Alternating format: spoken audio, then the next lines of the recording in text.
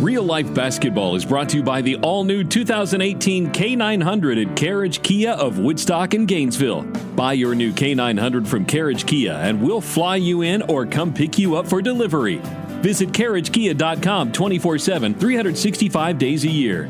For America's best deal on the K900, call Chris Stanford directly at 1-866-333-2122. That's 1-866-333-2122. 600 wins, 6 Georgia State championships, 16 regional championships, 2-time National Coach of the Year, first team from Georgia to win the City of Palms Classic, the nation's #1 high school tournament, first team in Georgia history to attend the Dick's Sporting Goods National Tournament of Championships. He's produced numerous NBA players and professional basketball players all over the world. It's real basketball talk. It's real help and real life with Coach Doug Lipscomb on the BG Podcast Network.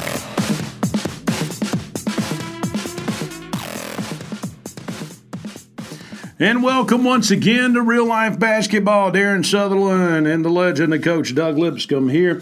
Once again, Coach, how you doing? Great. How about yourself? Good. It's National Championship Day, and we've got Villanova in Michigan coming in. But before we talk about Villanova in Michigan, how'd you do overall in the tournament, Coach? Just give me your overall opinion of the tournament and how you did in picking and all that kind of good stuff. And be honest here. Well, the tournament's been great. Yeah. I mean, if you were looking for a Cinderella team, you had one up to the Final Four. And it's been very exciting. Like I said, I had Villanova and Kansas matched up, and I picked Kansas. So now I got to really roll with Villanova. Nick, how'd you do in your picks? I mean, you sat in for me last week and talked a little junk about the McDonald's game and all that kind of good stuff. But how's your picks looking, Nick? My picks are looking all right. The two teams that I thought were going to win, half of them won, so 1 out of 2 ain't bad. Well, you don't tell nobody anything when you say the two teams you picked were going to win. You know, it's like, oh, hell, all of a sudden, well, the 2 picks I thought was going to win, they did all right. Well, you know, are you studying to be a lawyer, son? That's my next question. He could be. He could be. All right, so Loyola had Sister Jean leave early, so you can guess how that game worked. Michigan took that. Did she actually leave the game early? She left a minute early. I think it was actually a minute and a half to 2 minutes. They were down by 9. In the words of the Michigan Wolverine newspaper, she now knows the difference between heaven and hail. And Villanova did come out on top a lot to a little, so that was a real good time. Didn't watch much of it, but when they're winning by a lot, it's hard to. I've got to make a confession since we're just past Easter and Sister Jean was involved in this whole ordeal this year. Number one, I was hoping Loyola would beat Michigan, but I said a couple of weeks ago after North Carolina was eliminated, and Xavier lost and some other folks in their bracket lost, I said I like Michigan coming out of the South, especially going against, well, not the South, but the Michigan coming out of their bracket. I like them going to the championship. But at the beginning of the tournament, I said this, and I put this on our Facebook site, and I reread it yesterday. I said, this is a down year for the Big Ten, and if anybody's going to make it, I believe it's going to be Purdue. Doug, was that a bad thing to say? No, not at the time. It surely wasn't. I mean, Purdue was rolling. They were doing well the entire season. So I've got to make a confession. I didn't pick up Michigan until about the Sweet 16 and jump on their bandwagon. That's number one. Number two, I've got to make another confession. I've had Villanova losing every game since they played Alabama. They beat them by 35 points. I had them losing to Wichita State. I had them losing to Cincinnati or West Virginia. That's who they played. West Virginia. I had them losing to everybody they played. I had them losing to Kansas.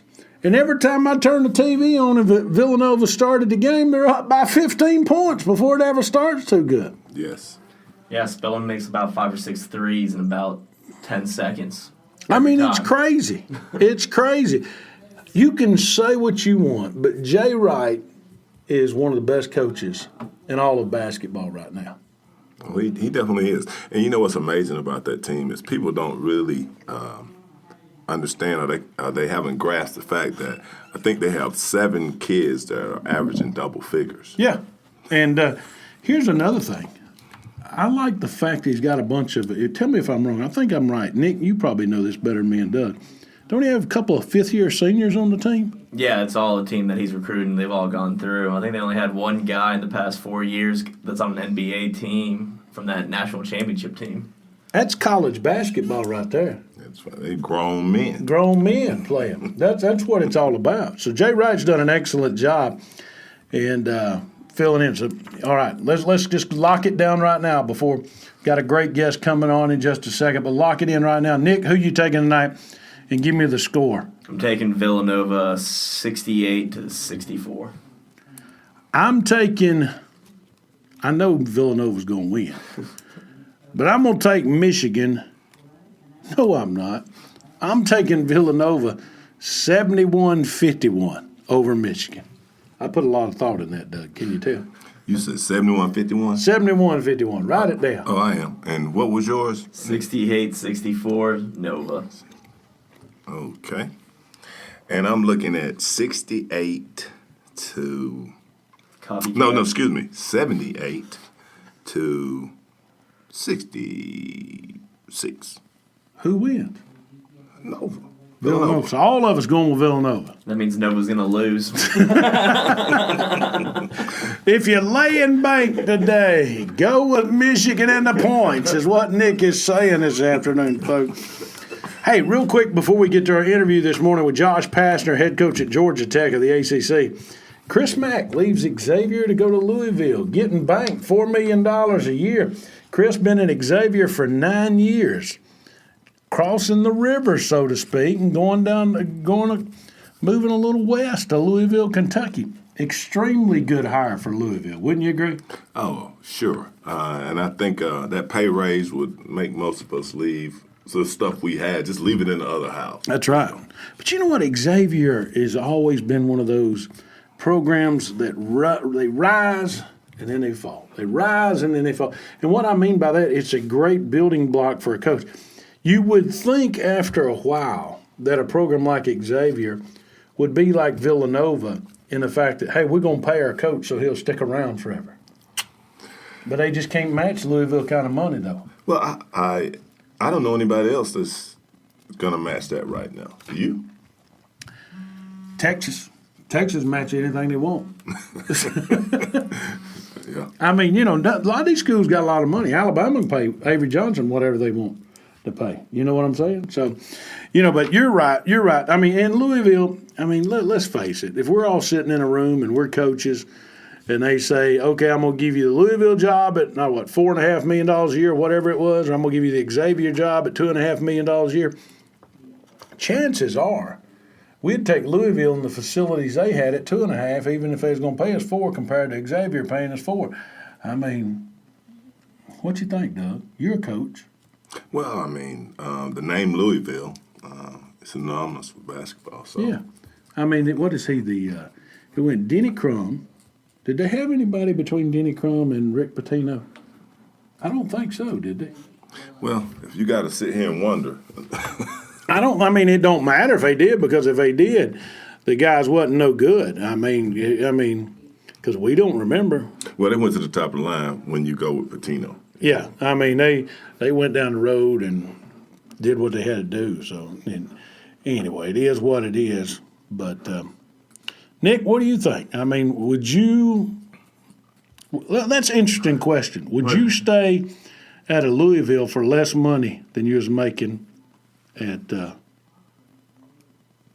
Xavier? Yeah, I would stay in Louisville for $1 million to $2 million, then go into Xavier. You can build a better program there. You have the name, you have the facilities, and the only thing that's going on right now is he's just having to get Louisville out of that shadow of Rick Pitino, which hopefully he'll do and be able to move it on and become Chris Mack become a household name. The only people I heard protesting Chris Mack getting the job, because he's a good Catholic guy coming from a good Catholic school in Xavier.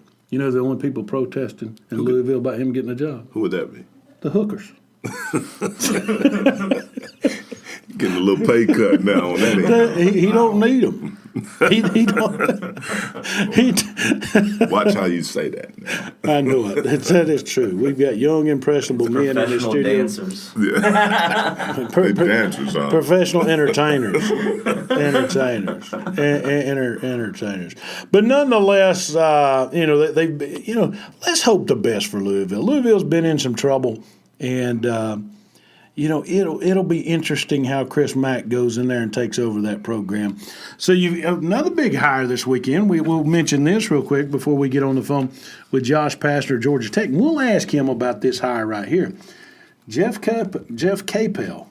How do you say that? Capel? Capels. Jeff Capels leaves Duke as an assistant to go to Pittsburgh and take over a Pittsburgh team in the tough ACC.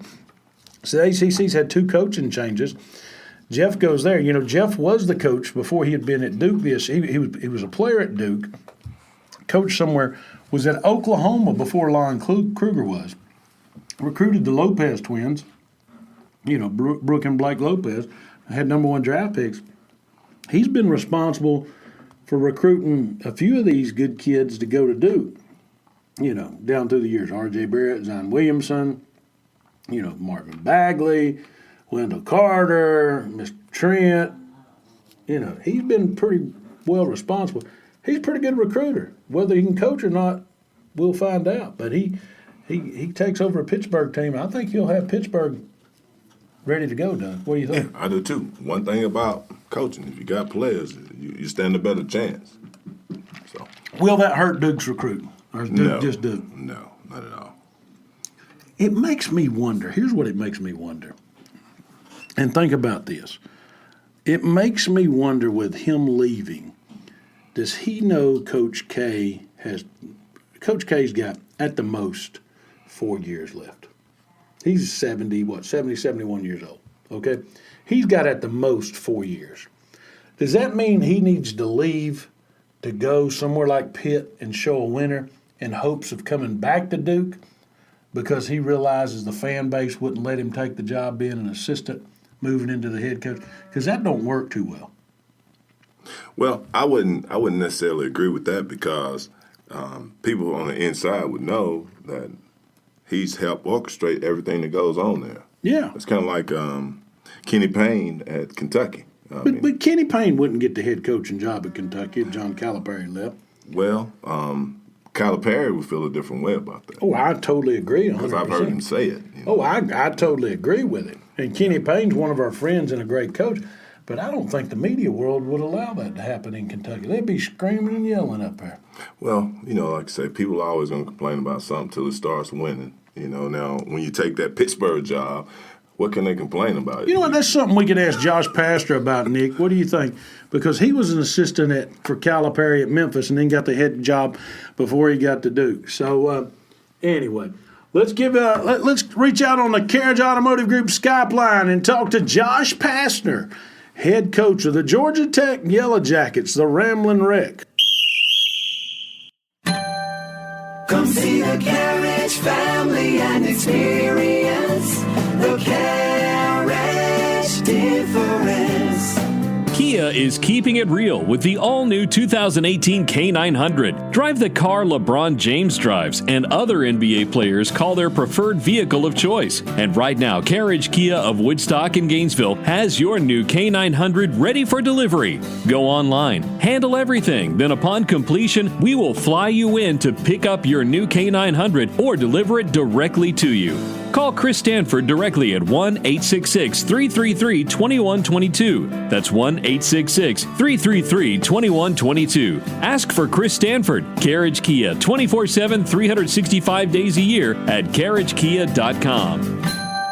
Come see the Carriage family and experience the Carriage difference. And welcome back to Real Life Basketball. Darren Sutherland, Coach Doug Lipscomb, and our producer Nick Paparelli here for a great interview time.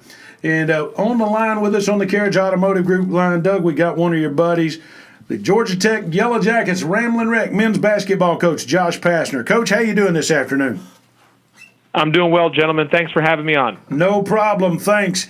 Give us, just before we start the interview, in your own words, give us an overview of the Georgia Tech men's program, where you are and where you're going, and what people should be looking out for in the coming up season. Yeah, well, a few things. Well, when I took over here, it was a major rebuild job, and it was going to take some time, and I knew that when the opportunity came about to be able to become the head coach at Georgia Tech, I always thought this was just a tremendous job.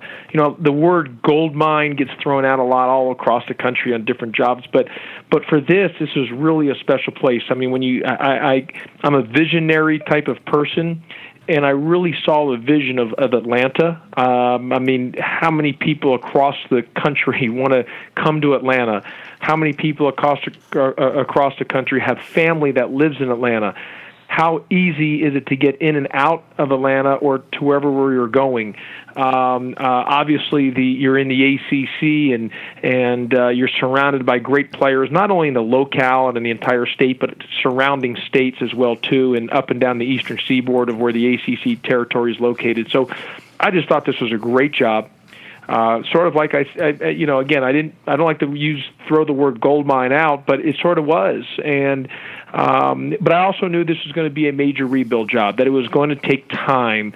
It was going to be a rebuild process. It was going to be a situation where we have to upgrade our talent. And the only way doing that is through multiple recruiting classes. We have to get better shooting. We have to get better scoring. And the best way to do that is through multiple recruiting classes, including player development. Now, if you've watched our 2 years that we've been here to this point, we have done a really nice job of getting guys better. We've played a style that's been, I felt, hard to guard in the ACC, been a little bit unconventional, both offensively and defensively. And our player development has been at a high level. Guys have gotten better. Our next step is we've got to continue to one, get old and stay old, and the best way to do that is through recruiting. And two is as I mentioned, we got to upgrade our talent and continue with our player development, but continue to get guys who are more ready to play and contribute right from the beginning. And so, I believe in our vision. I believe in our plan. I believe in where we're going. Our first year that we were here, we way overachieved. I knew that year two in a major rebuild is always the toughest year, and this was a tough year for us with some injuries, and we were very, very young, and we got really hurt by injuries, but we were very, very young. And so that all being said, I like where we're at. We need to continue to move the needle in year three.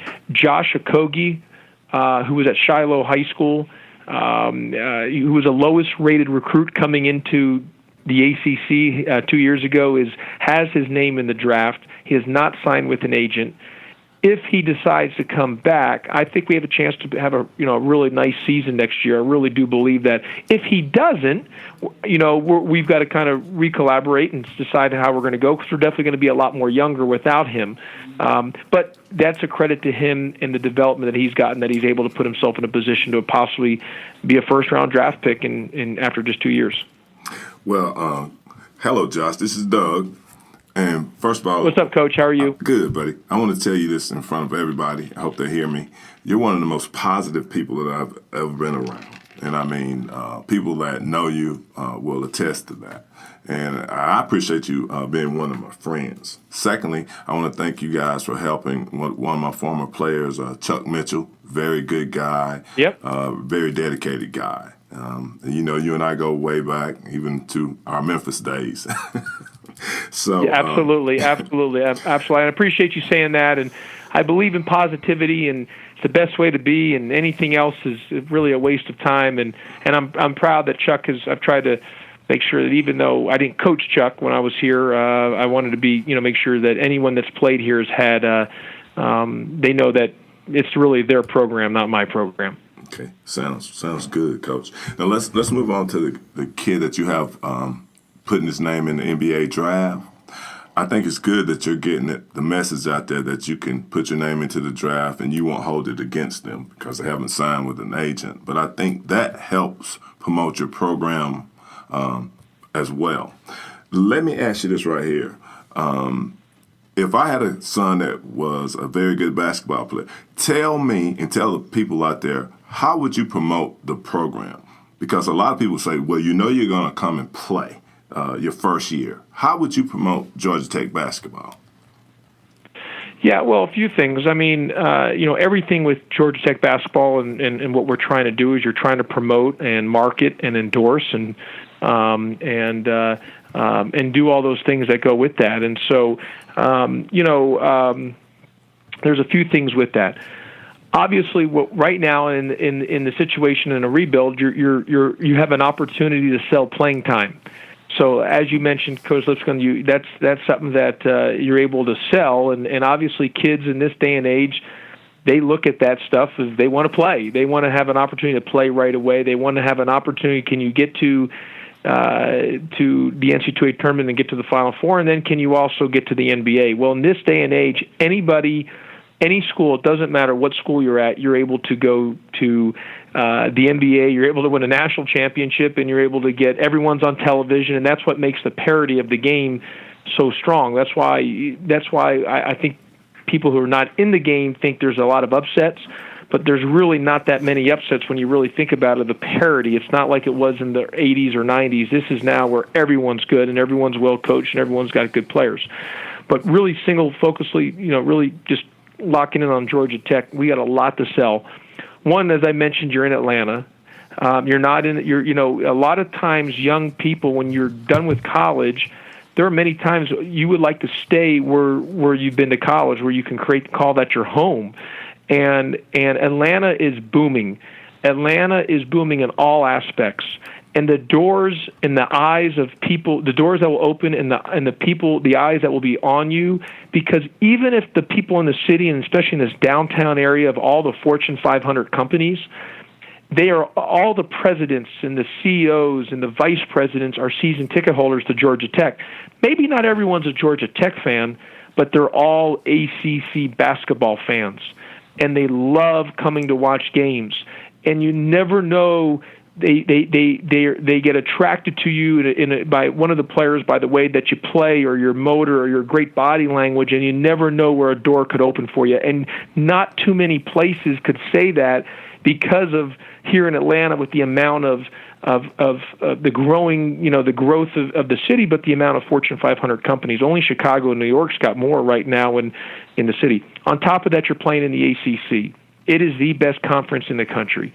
Hands down, besides the NBA, it is the best, hands down. And it's a very NBA-ish type of league. It's offensively driven. It's called like the NBA. It's more for the offensive guys, and the television exposure that you get out of the league is unmatched. And then on the final part and maybe the most important part is the academic piece at Georgia Tech. Actually getting a degree from Georgia Tech, you don't need basketball. Basketball becomes secondary. Yep. It's over 40% of Georgia Tech graduates become millionaires.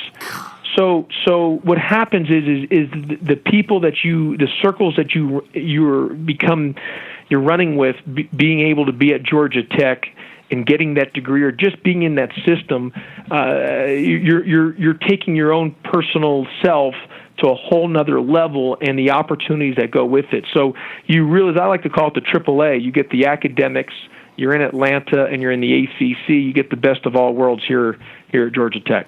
Coach, we know just if anybody reads your biography and anybody reads anything about you, they know you're a basketball rat. And what I mean by that is your father probably brought you up in the gym. You probably knew a gym better than you knew your own home because you were quite the basketball player yourself growing up in the Houston area. What a lot of folks don't know is your first head coaching job, and correct me if I'm wrong, were when you were 16 years old coaching an AAU team in Houston, Texas. How does Dad come home and sit down and talk to his son and say, hey, I want you to coach this team? How does that work? Did Dad just have to be somewhere else and say, heck, I got to depend on you to do it? How'd that work out, Josh? Yeah, you know what? A few things. Coaching in summer basketball really gave me an opportunity as a head coach. And like you said, I was 16 years of age, coaching 17-year-olds. I mean, they were older than me, but having that opportunity. And my dad, when he started the Houston Hoops program, it was really more of an opportunity just to be closer with me in a sense, and he knew how much I loved basketball, and I say all that to tell you that having the opportunity to coach, and I understand it was summer basketball, but having the opportunity to be the head coach and make decisions and do substitutions, do the travel, do the budget, recruit guys to the team, call timeouts during the game, have to have draw-ups of a timeout, all those things that go with it. And I did it both for the boys and the girls side. I coached both boys and girls summer basketball at a high level. And the mistakes I made or the experiences that I went through were great lessons and gave me great preparation in return for when I had the opportunity to become the head coach at the University of Memphis, 9 years ago. And so all those times I was with the summer there, it was great. I mean, I can remember some of the mistakes I made to this day that I wouldn't ever do again. Yeah. Based in summer basketball when I was a head coach, because and it cost us games on some of the mistakes, maybe how I practiced or the way I went about practice or a philosophy on thing or how I handled a certain timeout.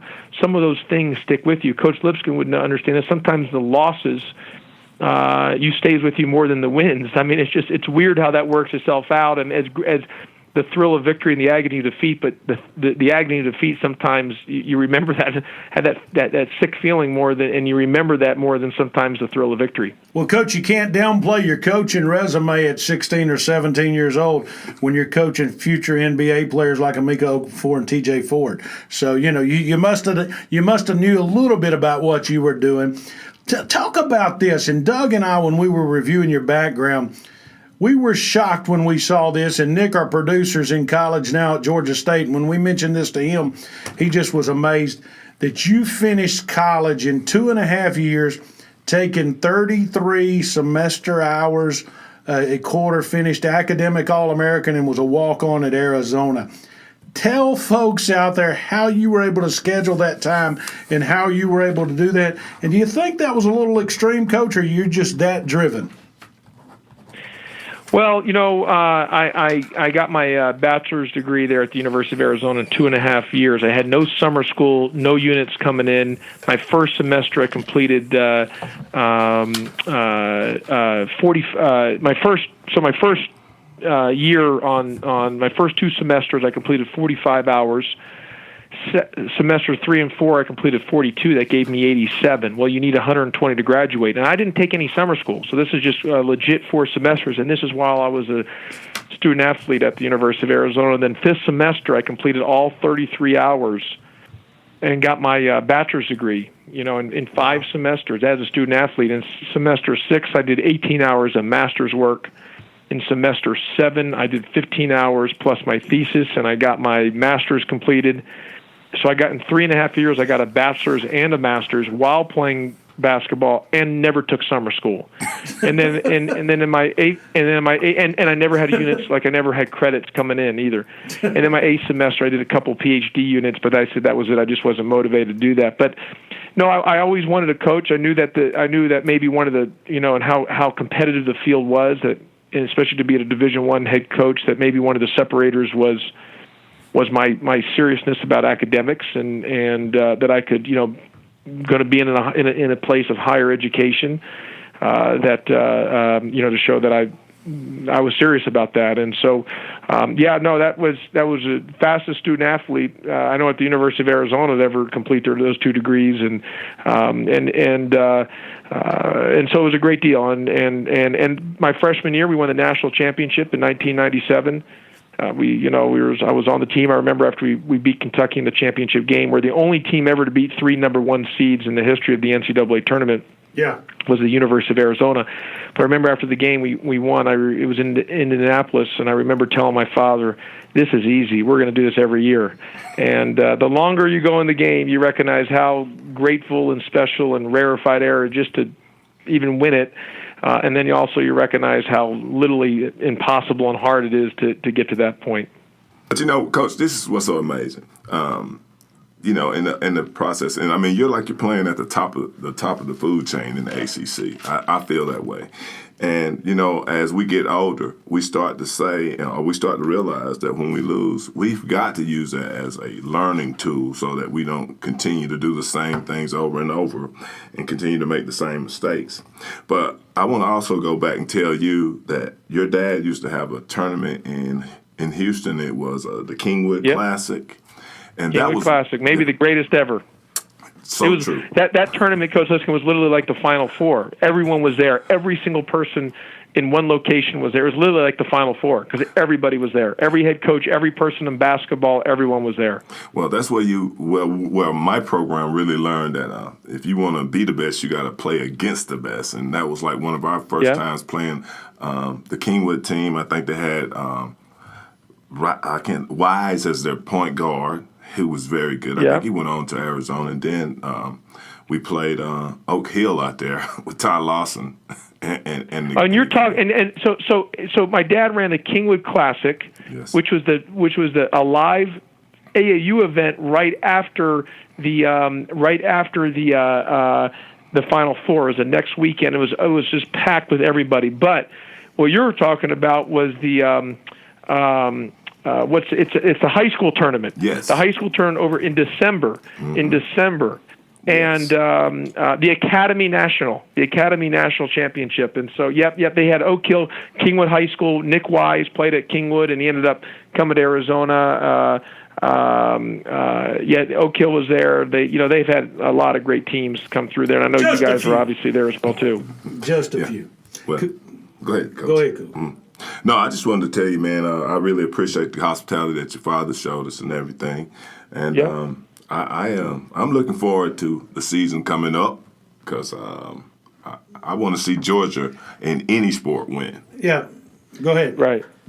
Hey, Coach, this is Nick Paparley, the producer. I just am looking over that you're talking about you're being in a rebuild. The Atlanta Braves are in a rebuild. The Atlanta Hawks are in a rebuild. How are you trying to keep up with all these rebuilds and get the fans to come in the stadium to really, really back up what Georgia Tech is doing? Well, we had tremendous crowds this past year. It was unbelievable. We had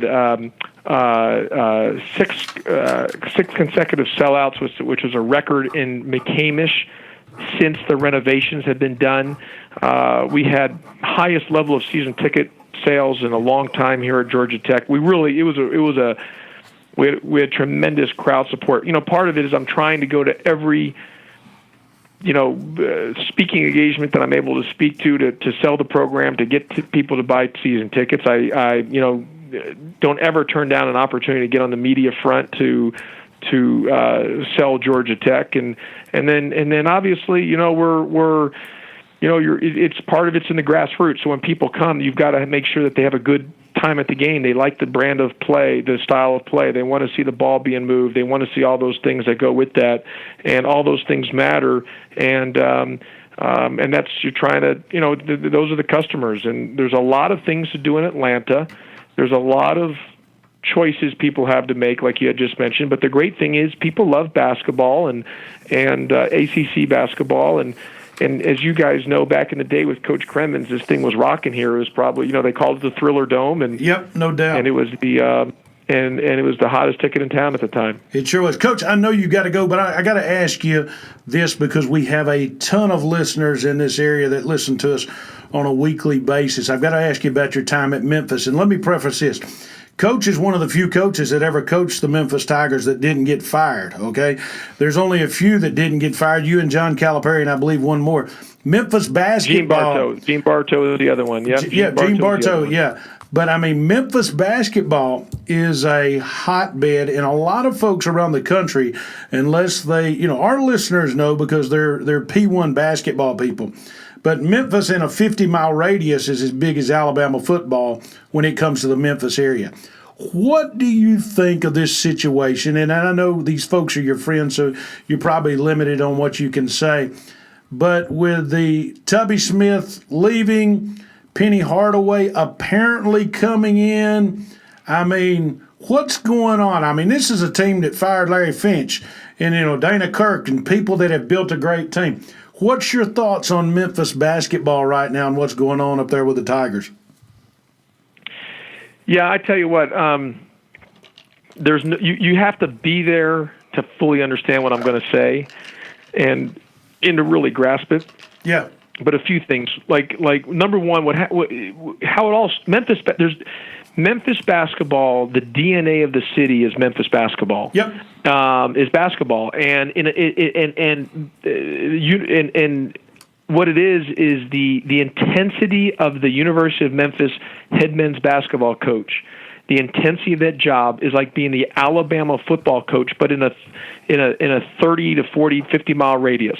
It's like being the New York Yankees coach in a 30 to 50 mile radius. Yep. It's like being the Green Bay Packers coach in a 30 to 50 mile radius. That's what it is like. There's just that's the intensity, the scrutiny, 24/7, 365. It's all day, every day, just everyone. That's the whole thing centers around that. And you're right. I've said that Larry Finch people should do a 30 for 30 on Larry Finch. Not everyone realizes back in when Dr. King was assassinated, he was assassinated in Memphis. And if anyone is ever through Memphis, one of the great things to go to, and I know they have one here in Atlanta as well too, but I used to take my team there every year, and it was the greatest thing I ever did was a Civil Rights Museum in Memphis and where Dr. King was assassinated, and it's an amazing educational experience. If you ever go through Memphis, you got to make that part of your trip. But what I would tell you is, so Larry Finch, so Dr. King gets assassinated in Memphis. There's extreme. I wasn't born at the time, but from my education of it, and everyone telling me there's extreme race issues in Memphis, black and white.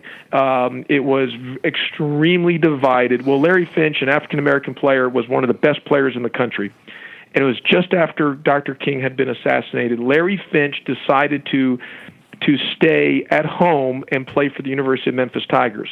At the time, it was called Memphis State, and it was a really uncool decision to make because because of the amount of divide and racism in the city at that time. For him to choose that, what it did, it transformed the city in a sense that it brought everyone together, black, white, rich, poor, regardless of religion, regardless of gender. When Larry Finch chose Memphis, he made it such an exciting time during that time period of basketball that everyone got together.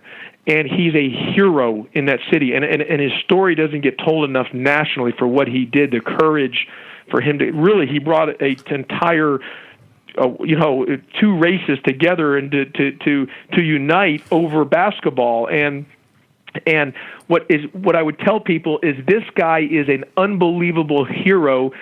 And he's the winningest. And not only did he play there and was a hero in what he did in choosing there and then being one of the great players in the history of college basketball, but he became the head coach at a point and became the winningest coach in the history of Memphis State, University of Memphis, and they fired him. Yeah, that to me should tell you that how hard that job is, and there's nothing like it. I mean, for 7 years, I told people I'm the head coach there. I followed John Calipari. In his last 4 years, he won 95% of his games. In my 7 years there, I won over 70%.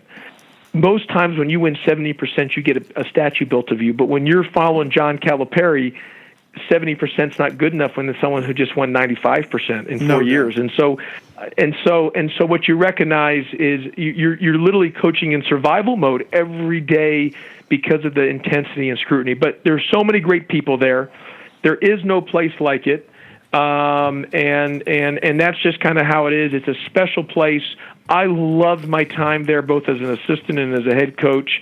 And I, Tubby Smith, who coached at Kentucky for a long time, would tell you, and he said this to me, the job at Memphis is way harder than the job at Kentucky.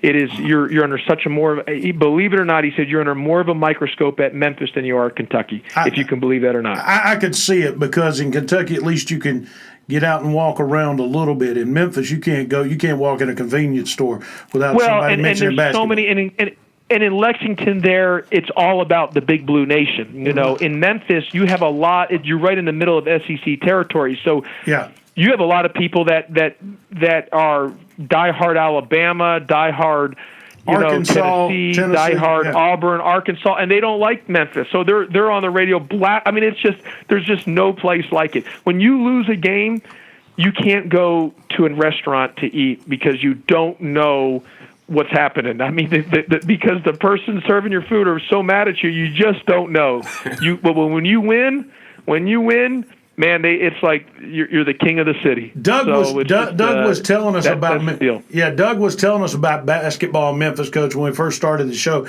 and I didn't realize how strong it was until I saw a 64-team AAU tournament with teams from all over the country for 8th graders playing at Memphis. Great, and you look at the gym, and they're sold out to see 8th graders play. Yep. So that's how strong it is. Doug? Well, Josh, you're right on that. I definitely want to tell you, man, when you spoke about the Civil Rights Museum, that's a place that people definitely need to go and visit. We took our team there every time we came to Memphis.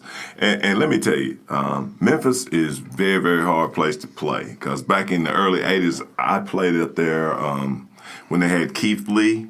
Yep. And it was basically one of those games. Unbelievable talent. Yeah, what you want to say. He was actually 30 years old, though. He looked like a grown man. But he looked older than LeBron James when he played college. Well, I'm not going to say how old he was, but I know one thing. We were getting beat so bad, I wanted the clock.